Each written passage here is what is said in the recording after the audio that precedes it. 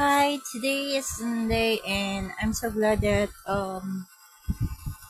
I already cleaned my room and it's so clean right now and I'm so proud of myself because I cleaned the room.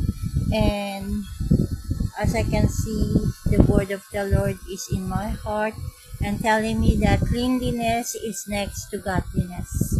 So if ever your surrounding is clean, it means that you will be healthy. Okay, that's why you have to keep on cleaning the room.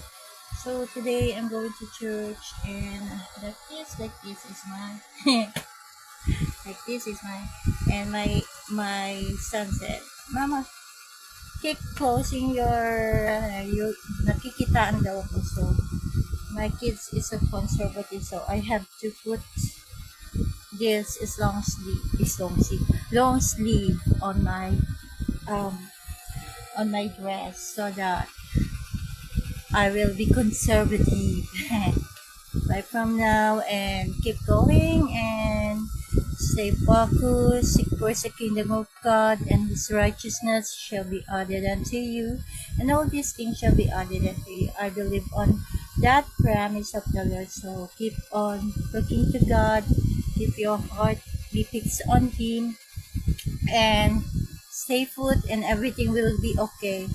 Basta tayo lagi tayo magsamba every Sunday. Do not forget Sunday because he made Monday, Tuesday, Wednesday, Thursday, Friday, Saturday for work days, but Sunday is for the Lord. Okay? Bye from now. Keep safe and bye.